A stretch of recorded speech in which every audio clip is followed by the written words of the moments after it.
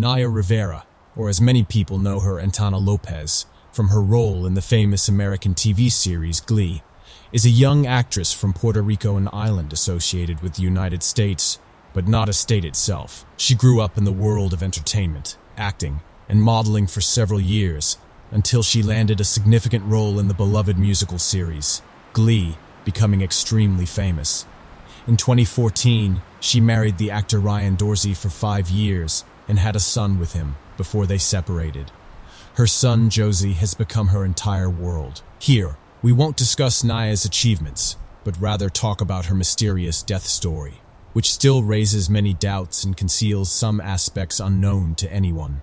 On the morning of July 8, 2020, a year marked by the darkness of the global COVID-19 pandemic, Naya decided to take her son on an enjoyable trip to Lake Piru in California. This lake had earned the nickname the Cursed Lake because for years people would disappear in it and their bodies wouldn't be found until several days later. Most disappearances in the lake were attributed to strong winds and bad weather. However, Naya was an exceptionally skilled swimmer, having loved swimming since childhood, according to her mother. She couldn't have been so naive as to underestimate the power of the winds at the place she intended to dive into. On that morning, Naya parked her car in the lake's parking lot and brought her son, Josie, to the lake's office to rent a boat, before returning to start enjoying the food she had brought, which was found in her car. The office owner offered her life vests as a standard precaution when renting a boat. However, Naya declined, telling him that she and her son wouldn't be swimming. It was just a simple and quick outing. But he insisted that she take them, so she reluctantly agreed and took the life vest. The journey began as Naya and her son boarded the boat, rowing under the beautiful, clear sky. After hours passed without Naya answering her parents' calls on her mobile phone, and darkness began to fall, worry escalated within her family. They headed to the lake because Naya had previously informed them about the trip. Upon arrival, they notified the lake's office of Naya's disappearance and her failure to respond to calls. They then went to her parked car, which was locked. Naya and Josie had not returned from their outing, which was quite unusual. Who goes on a boat trip from morning until evening? Immediately, a search for Naya's boat began, and it was quickly located out on the lake. However, Naya was not on board. They found only 3 things: Josie, life vest, and Naya's adoy. His family was in distress, and authorities initiated a search operation in the lake, but Naya remained elusive. Josie was found sleeping when they located him, and when asked, he said, "Mommy disappeared from me." Later, he mentioned that he had fallen asleep suddenly, and when he woke up, he couldn't find her. After several days, he told his grandmother, "Mommy jumped in the water with me, and we counted 1, 2, 3, and we jumped in the water, but she didn't come back up. When I turned around to look for her, I couldn't find her. She vanished right before my eyes, and I didn't even hear her voice." His last statement was kept secret, shared only with his concerned grandmother, and it took him days to reveal this information. Why do you think the child kept this information hidden for days? When Naya's mother was asked if the winds or the lake were challenging for Naya, she said, "My daughter is an extremely skilled swimmer. If she felt the place wasn't suitable for swimming, why would she jump in? And why would she put her son, the most important thing in her life, at risk in a lake that could sweep him away?" Questions without answers piled up. Why didn't she wear the life vest?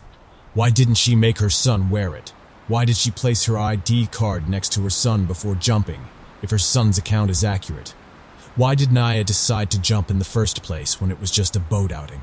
And she wasn't prepared for swimming, with no extra clothing brought with her, and only found in her car were food for grilling and charcoal. After 5 days of intensive searching, they found Naya's body at the bottom of the lake, with her hands raised upward, as if she had raised her hand before drowning, signaling for help from an unknown force pulling her from below. Authorities quickly closed the case as a drowning of a missing person in the cursed lake. However, this isn't the first case that California Coast Guards have faced at this lake. Besides Naya, there have been 5 cases of people drowning in this lake, all with mysterious backgrounds, where no bodies were found until 3 to 5 days of searching, and none of them were prepared for swimming. In 1994, a 27-year-old man drowned in the lake, despite wearing a life vest, and his body drifted to the shore after 5 days. Following that, in 1997, a father named Dominguez jumped into the lake in a panic to save his daughter, who had accidentally fallen into the water. Although he succeeded in rescuing her, he drowned and his body completely disappeared, never resurfacing. In the same year, a young man drowned in front of his girlfriend, who couldn't throw a life vest to him in time. A similar incident occurred that year with Anthony Mendez, who slipped and fell from the boat, drowning, and his body vanished entirely. Years later, the lake's supervisor died under mysterious circumstances, and his body was found floating on the shore sometime later.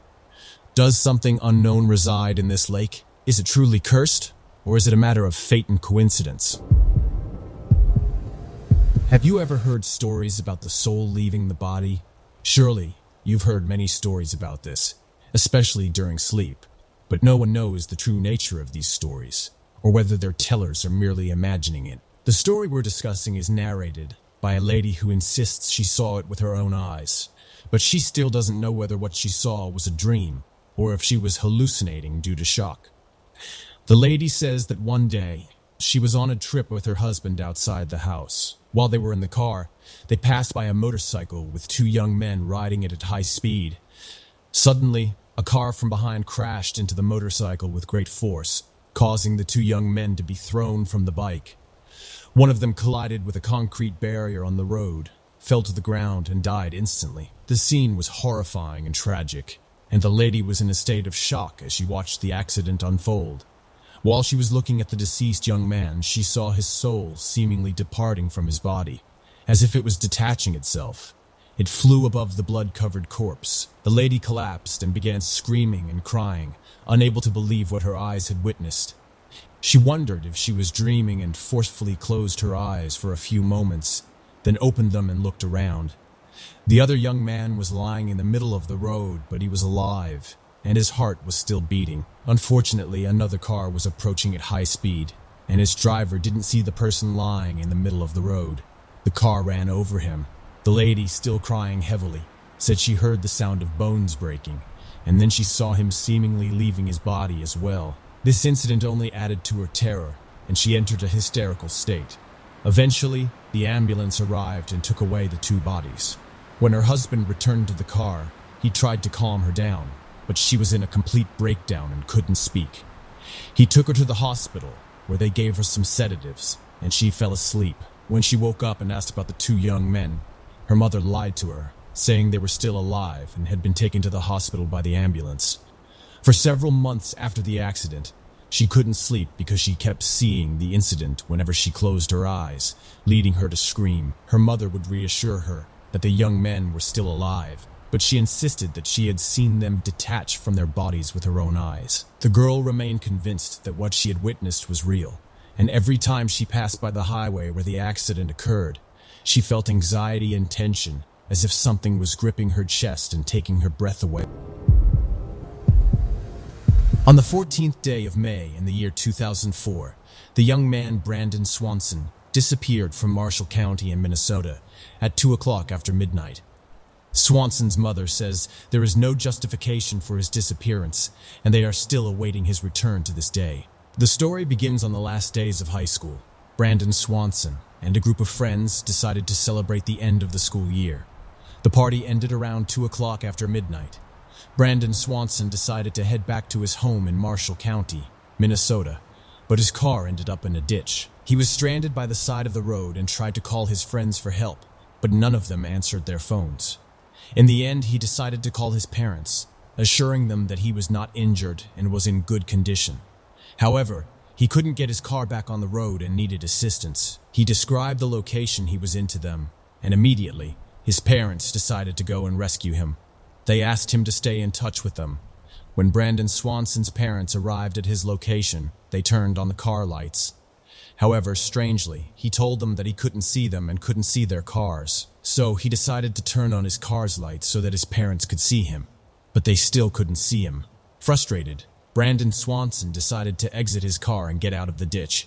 Heading towards the nearest town, he told his father that he knew his location and would go there, mentioning that he saw illuminated power lines on the sides of the road. The call with his father continued for about 40 minutes, during which he described the location he was walking in.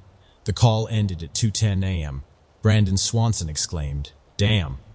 His father tried to call him again, but he didn't answer his phone. They remained in this state into the early morning hours. Eventually, his parents decided to contact the police at 6 a.m. the next day. The police intensified their efforts to search for Swanson and managed to locate his car by reviewing phone call records. However, the truth was that he wasn't in the location he had described to his parents, nor was he where he believed his parents were located. The most logical conclusion was that he had fallen into the nearby river, which had significant depth and strong currents. Approximately 500 people participated in the search for him, but they found no evidence. The police eventually decided to halt the search, but his family refused to give up. Some speculations arose that he might have been intoxicated and lost his way, but the police denied this, stating that he was completely conscious during the call and determined to reach the location he had described to his father. Another theory was that he had drowned in the river, but this seemed unlikely since he should have heard the sound of water if he was near it. A third theory was that he was attacked by a wild animal, but how could this happen without his father hearing anything during the call? His disappearance remained a mysterious and puzzling enigma, especially after he uttered the word "damn" at the end of the conversation. And thus, we conclude our journey into the world of darkness for today. We hope you've enjoyed the story and the suspense we've provided. Don't forget to subscribe to the channel and activate the notification bell to receive all the latest in horror and mystery. If you have any horror stories you'd like to share with us, please don't hesitate to comment below. We're excited to hear your thoughts and have you join us in this eerie realm. Thank you for your participation and support, and we'll see you in the next story in the world of darkness.